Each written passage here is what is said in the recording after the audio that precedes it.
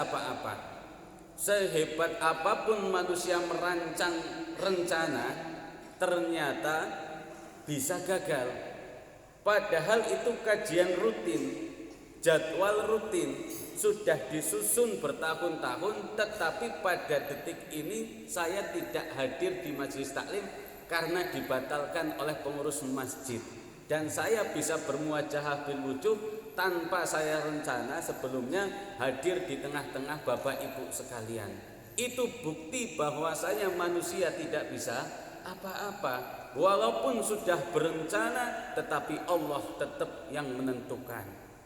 Kalau manusia bisa apa-apa, contoh, guru itu kerjaannya ngapain Pak? Guru ngajar, memintarkan anak orang. Guru manusia biasa, logikanya kalau guru itu benar-benar bisa memintarkan anak, maka anak seorang guru menjadi anak yang paling pintar. Anak guru menjadi anak yang paling pandai. Anak seorang guru menjadi anak yang paling cerdas. Kalau guru bisa ngapa-ngapain, tetapi ternyata guru ini manusia. Manusia tidak bisa apa-apa. Yang bisa memintarkan adalah hakikatnya Allah Subhanahu wa ta'ala. Maka enggak heran tidak sedikit anak guru kok nakal, anak guru kok enggak pinter. Itu enggak heran, karena hakikatnya guru adalah manusia biasa. Kalaupun muridnya itu pintar, guru hanya menjadi wasilah saja, perantara menyampaikan ilmu.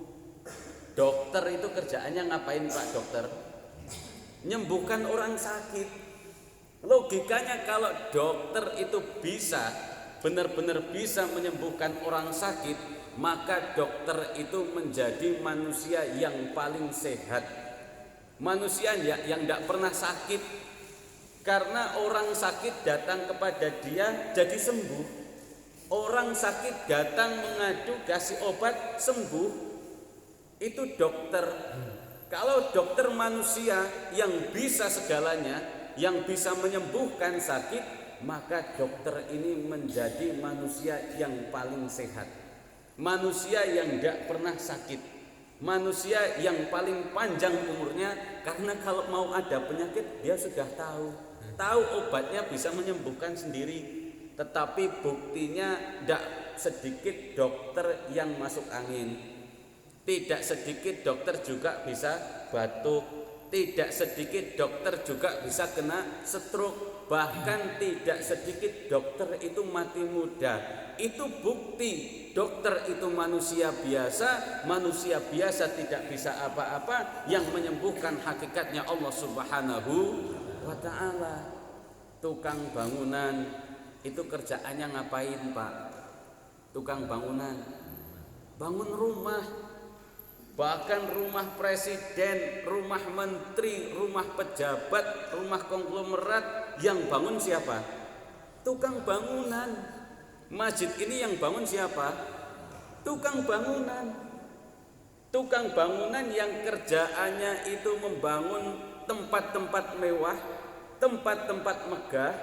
Tapi tidak sedikit tukang bangunan yang masih tidak punya rumah. Betul apa betul? Betul, yang masih ngontrak.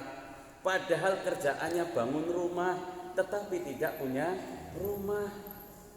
Berarti tukang bangunan juga manusia biasa. Kalau manusia biasa tidak bisa apa-apa, kalau tukang bangunan itu bisa apa-apa, bisa segalanya, maka sebenarnya seharusnya rumah tukang bangunan itu paling mewah. Rumah tukang bangunan itu paling megah. Karena apa? Kerjaannya membangun rumah mewah, kerjaannya membangun rumah megah.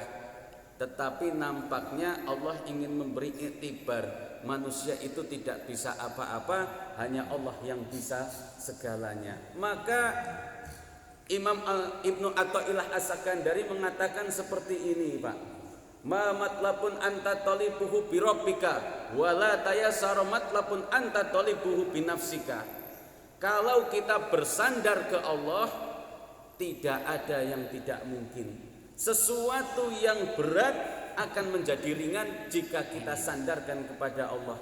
Masalah sebesar apapun, masalah seberat apapun, tetapi kalau kita sandarkan kepada Allah, kita gantungkan kepada Allah, semuanya akan jadi mudah, semuanya akan jadi ringan.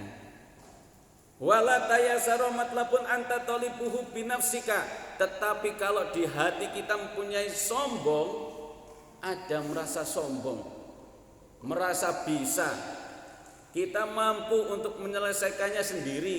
Kalau punya masalah kita tidak butuh Allah, kita bisa menyelesaikannya sendiri. Sombong, maka masalah yang kecil terasa tidak pernah selesai. Masalah yang ringan akan menjadi berat. Itu kalau kita bersandar kepada kemampuan kita sebagai manusia biasa. Bapak